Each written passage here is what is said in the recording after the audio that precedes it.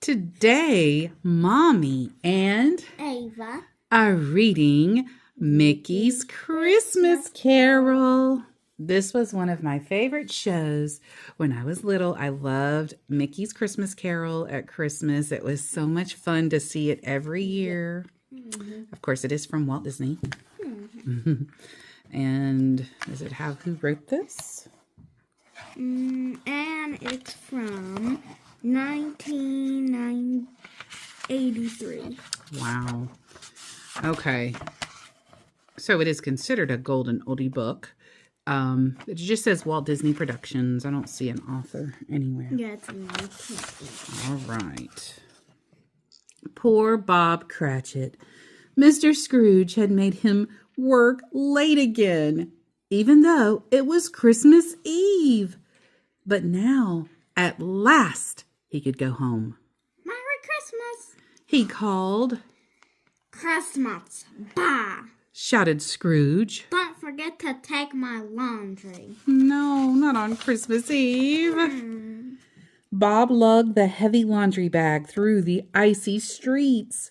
He stopped once to rest, but only for a moment. When he thought of his family waiting for him, he picked up the bundle and trudged on. It's Papa! Cried Tiny Tim joyfully as Bob struggled through the door. Dinner will be ready soon, dear, said Mrs. Cratchit as she put some scraps into a pan. I wish Mr. Scrooge would pay you more. He certainly has enough money. And yeah, they have some little bitty scraps of food over there. But Scrooge never thought he had enough money. Tonight, as always, he had stayed late at the office to count his gold coins. His nephew Fred opened the door.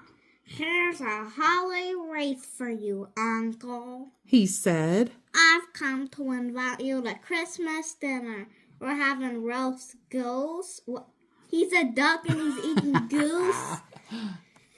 And plum pudding and candied fruits. And out of my way, boy, shouted Scrooge. You know I can't eat that stuff. Well, yeah, you're right. I mean, he is a duck, and they're talking about goose. Isn't goose. That like his cousin or brother. Oh my gosh! Give a penny for the poor, asked a man out on the street. Give that to the poor, cried Scrooge angrily, shoving the wreath over the man's head. He just wanted a penny. Oh my gosh! All this Christmas fuss, muttered Scrooge. Bah humbug. He thought of his old dead partner, Jacob Marley. Marley never gave anything away, he said. He was my kind of man. Scrooge shivered. He couldn't wait to get inside his warm house.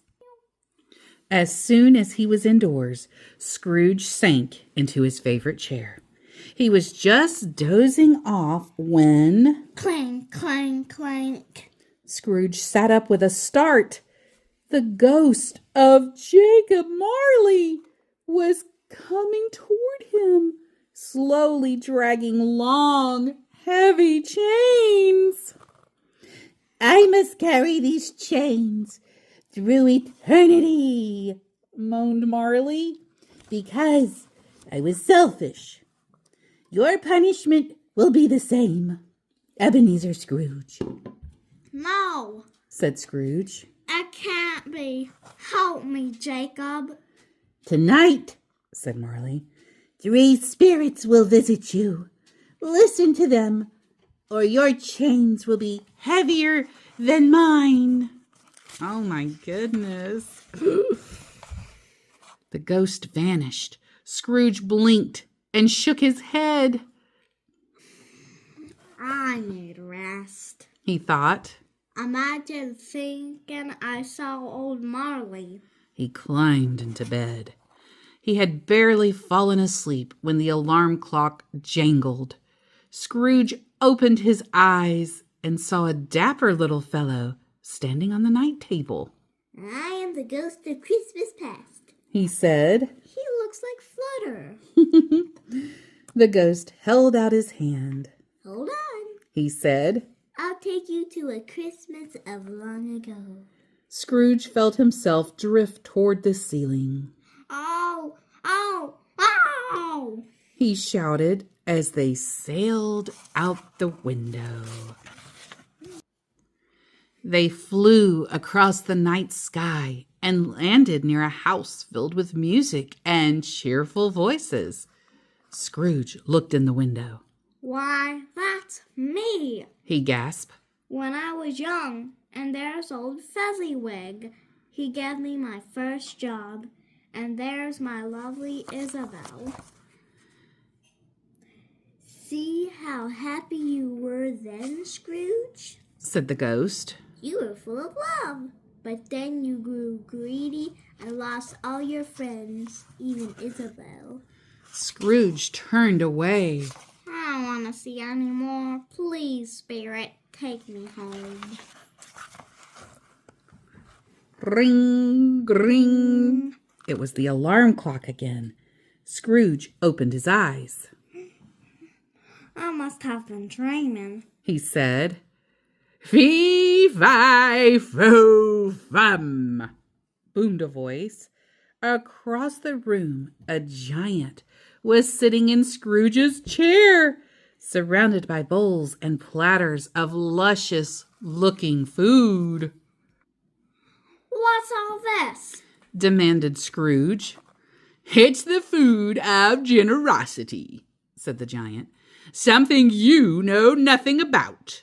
I'm the ghost of Christmas present. Come and see what's happening tonight.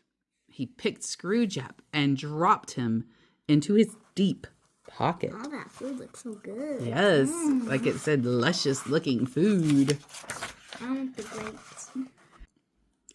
Outside, the giant set Scrooge down in front of a tiny, tumble-down house. Scrooge peered through a cracked window.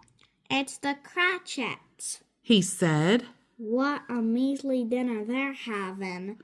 Why aren't they eating the food in the bubbling pot? That's your laundry, said the giant.